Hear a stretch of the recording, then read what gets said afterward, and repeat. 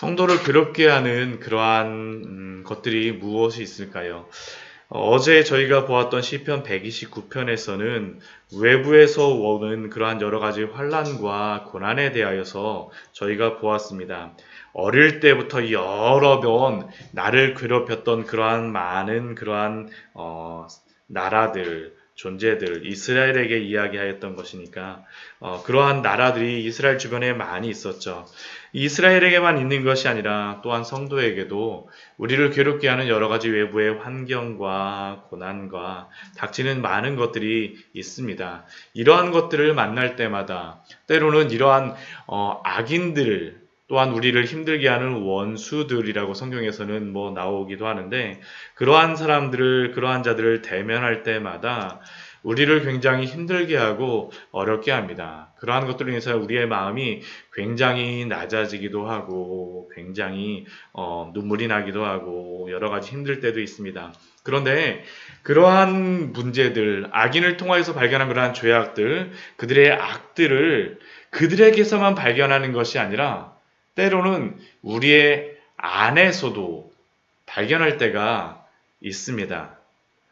그런데 그것을 발견하는 것은 꼭 나쁜 것은 아닙니다. 왜냐하면 그것을 통하여서 우리가 우리 안에 있는 그러한 죄악된 부분들, 악한 부분들을 발견할 때, 죄성을 발견하게 되어질 때, 하나님을 만나게 되는 그러한 은혜가 되기 때문입니다.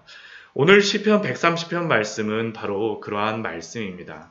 저희가 찬양을 아까 부르기도 했었지만 아까 불렀던 찬양은 바로 이 시편 130편의 말씀을 그대로 찬양의 가사로 옮겨놓은 것입니다. 이 시편 130편의 말씀은 오늘 새벽에 저희가 보지만 많은 믿음의 그러한 선조들, 정말로 하나님 앞에서 순결하게 살아가고자 했던 그러한 자들이 자신의 죄악을 볼 때마다 이 말씀을 묵상하며 다시 돌아왔던 그러한 말씀이기도 합니다. 어거스틴 같은 경우에도 자신의 노년에 자신의 죽음을 앞두고 이 말씀을 보면서 굉장히 큰 은혜를 받았다라고도 하고요. 저희 집에 조 노웨인이라고 하는 그런 사람이 쓴 책도 있는데 이 시편 130편의 이 짧은 말씀을 가지고 500페이지가 넘는 그런 책을 적기도 하였습니다. 많은 묵상이 있었고 많은 그러한 은혜가 있었던 말씀이 바로 이 시편 130편의 말씀입니다. 왜 이 말씀이 이렇게 그들에게 은혜가 되었습니까? 먼저 오늘 1절 말씀을 보게 되면 여호와여 내가 깊은 곳에서 주께 부르짖었나이다. 깊은 곳에서 주님께 대한 부르짖음이 올라오고 있습니다. 주여 나를 살려주십시오. 내가 이 깊은 곳에 있습니다. 라는 그러한 고백이 바로 이 시편 기자의 고백입니다. 그렇게 부르짖는 그러한 소리가 무엇입니까? 주여 내 소리를 들어주시옵소서. 나의 부르짖는 소리에 귀를 기울여 주시옵소서. 그런데 이렇게 간절히 부르짖는 그러한 이유는 그 외변에 있는 그 외부의 여러 가지 원수들이라든가 여러 가지 악인들로 인하여서 부르짖는 그러한 소리만이 아닙니다. 오늘 시편 130편 3절 말씀을 보게 되면 왜 이 시인이 이렇게 부르짖고 왜 이렇게 나에게 귀를 기울여 주십시오라고 하는지 그 이유를 말하고 있습니다. 그것은 다른 것이 아닙니다. 나의 죄악에 대하여서 보았기 때문입니다. 여호와여 주께서 죄악을 보실진대. 그런데 더 큰 문제는 무엇이냐면 나만 나의 죄악을 본 것이 아니라 그 거룩하신 하나님께서 그 여호와께서 나의 죄악을 지켜보고 계시다라고 하는 그 발견입니다. 여호와 하나님께서 나를 지켜보실진대. 요즘에 세례 공부를 하고 있습니다. 세례 공부를 할 때마다 때로는 여러 성도님들과 이 세례 공부를 나눌 때마다 하시는 이야기들이 세례 공부의 그러한 주제들이 무엇이냐면 처음에 하나님에 대한 그러한 부분에 대하여서 말씀합니다. 그리고 우리의 죄악에 대해서 이야기를 나누거든요. 근데 그것을 할 때마다 정말 은혜 받으시고 그것을 발견하시는 분들이 그 말씀을 통해서 발견하시는 것들이 무엇이냐면 하나님이 이렇게 크시고 너무나도 위대하시고 거룩하시고 하나님이 모든 것들을 다 하시는데 내가 죄악 가운데 있다라는 겁니다. 그렇게 되니까 하나님 그 모든 것들을 아세요? 하나님 정말로 다 아세요? 그럼 저 어떻게 하죠? 이게 바로 시편 기자의 또한 발견이었습니다. 여호와여 주께서 죄악을 지켜보실진대. 정말로 누구에게도 들키기 싫은 그러한 우리의 마음속에 있는 그 깊은 죄악들, 내가 깊은 곳에서 누구도 알지 못합니다. 누구도. 나밖에 알지 못하죠. 누구에게도 이야기하지 않고 누구에게도 고백하지 않았으나 그러나 주께서 내 죄악을 지켜보시는 것을 알게 되자 발견하는 것이 무엇입니까? 부르짖을 수밖에 없죠. 주님, 내가 이렇게 큰 죄인이었네요. 주여 누가 주님 앞에 서겠습니까? 당신의 그 거룩하심 앞에 누가 서겠습니까? 여호와여 주께서 죄악을 지켜보실진데 주여 누가 서리이까? 이것은 단순히 이 시편의 기자의 그러한 고백만이 아니었습니다. 사도행전의 그러한 기록이 바로 이러한 기록이었었죠. 우리 사도행전 2장 말씀을 보게 되면 우리가 이러한 것들을 성령이 임하실 때 일어났던 것이 바로 이것이었습니다. 우리 사도 베드로가 그 이스라엘 백성들 앞에 그 설교를 하게 됩니다. 그 성령이 임하시고 나서 그 방언으로서 이스라엘 백성들에게 여러 가지 것들을 이야기할 때 그들이 다 놀라서 신기하여서 이야기하죠. 우리 각 사람이 난곳방언을 듣게 됨이 어찌 됨이냐. 우리가 이러한 것들을 듣고 나서 다 놀라며 당황하면서 이것이 어찌 되리니라 하며 또 어떤 이들은 무엇이라고 이야기합니까? 또 어떤 이들은 조롱하여 이르되 그들이 새술에 취하였다 하더라. 이게 바로 사도행전 2장 13절에서 하였던 그들의 고백이었습니다. 이들이 새술에 취하여서 이러한 일들을 행하였구나. 그런데 이러한 때 사도 베드로와 11사도가 함께 서서 소리를 높여서 그들이 그 내 말에 귀를 기울이다라고 하면서 사도 베드로가 온 그들에게 설교를 하기 시작합니다. 하나님의 그 구약에서 말씀하셨던 요엘에게 전하여 주었던 그러한 말씀, 하나님이 말씀하시기를 말세에 내가 내 영을 모든 육체에 부어주리니 너희의 자녀들은 예언할 것이요 너희의 젊은이들은 환상을 보고 너희의 늙은이들은 꿈을 꾸리라. 그때 내가 내 영을 내 남종과 여종들에게 부어주리니 그들이 예언할 것이요 또 내가 위로 하늘에서는 기사를 아래로 땅에서는 징조를 베풀리니 곧 피와 불과 연기리로다. 누구든지 주의 이름을 부르는 자는 구원을 받으리라 하였느니라. 그리고 나서 사도 베드로가 설교했던 것이 무엇이었습니까? 하나님이 세우신 그 사람 예수 그리스도를 23절 말씀을 보면 하나님의 정하신 뜻과 미리 아신 대로 내어주신 바 되었거늘 너희가 법 없는 자들의 손을 빌려 못 박아 죽였구나. 예수 그리스도를 그들이 못 박아 죽였다라는 것입니다.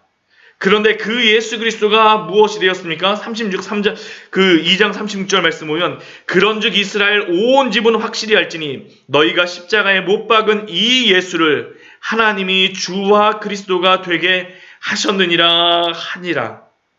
그런데 이 복음의 말씀을 전하였을 때 그들이 반응이 무엇입니까? 바로 37절 말씀이죠. 그들이 이 말을 듣고 마음에 찔려 베드로와 다른 사도들에게 물어 이르되 형제들아 우리가 어찌할꼬 하거늘. 그들이 복음을 통하여서 발견한 것이 다른 것이 아니었습니다. 자신들의 죄악을 발견한 것이었었죠. 성령이 임하였을 때 다른 것을 발견하게 하신 것이 아니라 그들의 죄악, 내가 깊은 곳에 있다는 것을 그들이 발견하였었습니다. 이것뿐만이 아니죠. 사도 바울이 감옥에 갇혔을 때 그가 그 감옥에서 기도하고 바울과 실라가 기도하고 하나님을 찬송하고 그리고 큰 지진이 나서 옥토가 막 움직이고 막 그 죄수들이 막 도망한 줄로 알고 그 감옥에 그 사람이 그것을 지키던 그 사람이 이 간수가 놀라서 칼을 빼려 자결하려고 할 때 그 사도 바울이 무엇이라고 합니까? 내 몸을 상하게 하지 말라. 우리가 다 여기 있다. 그때 그의 고백이 무엇이었습니까? 내가 어떻게 하여야 구원을 받으리이까?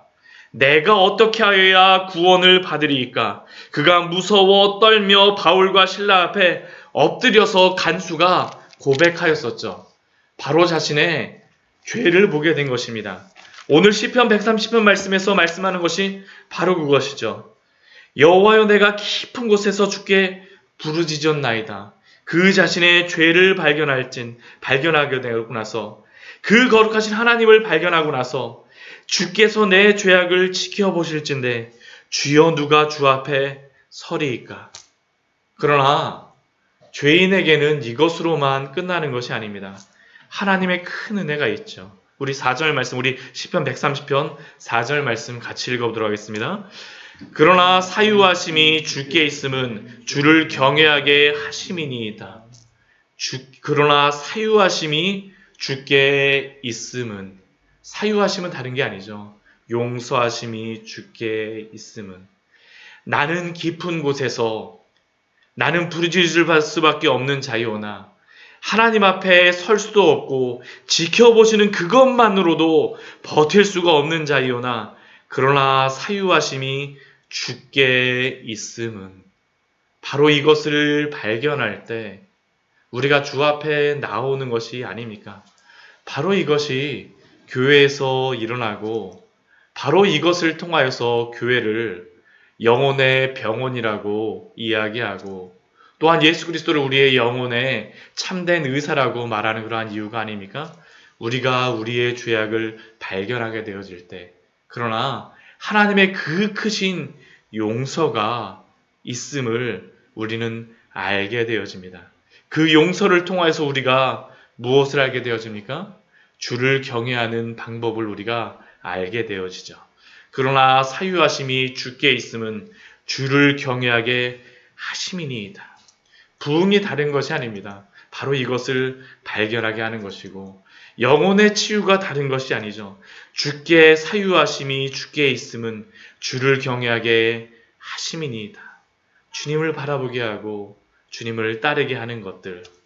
그러면 그러한 성도들에게, 그러한 우리들에게, 그것을 발견했던 우리들에게 있었던 것이 무엇입니까? 주님을 바라보는 것이죠. 5절 말씀과 6절 말씀에 그 주님을 바라보는 것을 이렇게 말합니다. 나 곧 내 영혼은 여호와를 기다리며 나는 주의 말씀을 바라는도다. 내 영혼은 다른 것을 기다리는 것이 아니라 여호와만을 기다리며 나는 주의 말씀만을 바랍니다. 주의 말씀이 내 귀에 얼마나 꿀송이같이 단지요, 내 입에 얼마나 단지요. 주님만을 기다립니다. 주의 그 용서만을 기다립니다. 주님으로만 만족합니다라는 그러한 만족과 그 기다림을, 그 바라는 그러한 성도들의 바람들. 파수꾼이 아침을 기다림보다 내 영혼이 주님을 더 기다리니 참으로 파수꾼이 아침을 기다림보다 더하도다. 한겨울에 한번 보초를 나가 보십시오. 군대에서 1시간만 있게 되면 아무리 두꺼운 옷을 입고 나갔어도 너무나도 춥죠. 파수꾼이 아침을 기다리는 그 기다림보다, 그 모든 것보다 하나님을 기다리는 그 기다림, 이것이 바로 하나님을 향하여 생기는 그 갈망입니다. 우리가 그 하나님의 그 은혜를 보았을 때, 우리의 죄악을 보았을 때 바로 이러한 것들을 하나님의 우리의 속에서 불러 일으키시게 되어지죠. 여호와를, 그래서 그러한 자들에게 하나님께서 우리에게 말씀하신 것이 무엇입니까? 이스라엘아 여호와를 바랄지어다. 바랄지어다. 바랄지어다. 왜 그렇습니까? 여호와께서는 그 인자하심과 풍성한 속량이 있음이로다. 인자하심은 헤세드죠. 헤세드. 헤세드는 다른 것이 아니지 않습니까? 로열티, 충성스러움. 하나님이 충성스러우세요. 무엇에 충성스러우십니까? 하나님이 당신의 언약에 충성스러우심입니다. 인자하심은 다른 인자하심이 아닙니다. 그냥 사랑이 많으심이 아니라 하나님의 그 언약에 충성스러우심으로 말미암아서 변치 않으시죠. 우리에게 베풀어 주겠다라고 하는 그 사랑과 그 우리를 구원하여 주겠다는 그 약속이 변치 않으십니다. 그게 바로 하나님의 인자하심이요. 하나님의 풍성한 속량이죠. 그 언약이 무엇이었습니까? 우리의 그 모든 죄악을 다 당신이 값을 치르시고 구원하시겠다라고 말씀하시는 것이 풍성한 속량입니다. 풍성합니다. 그 모든 죄악들을 다 값을 치를 수 있습니다. 그가 이스라엘을 그의 모든 죄악에서 속량하시리로다. 부족함이 없습니다. 담이 없습니다.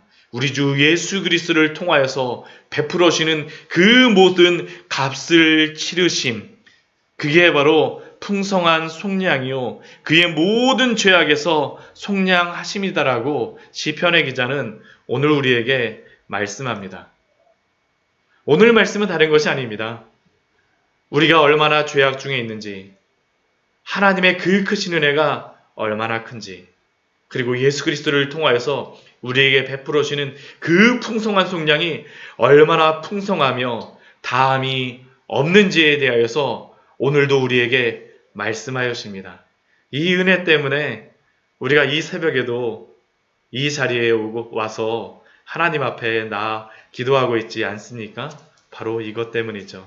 이것을 발견한 우리들은 이것보다 더 귀중한 것이 없기에 날마다 이 은혜 안에서 또한 오늘도 살아가시는 우리 귀한 성도님들 되시기를 축원합니다. 항상 주님의 그 우리를 불러주심, 또한 오늘도 기도하며 나아갈 때 간절히 기도하십시오. 간절히. 파수꾼이 아침을 기다림보다 내 영혼이 주를 더 기다리오니. 주님만을 바랍니다. 같이 기도하도록 하겠습니다.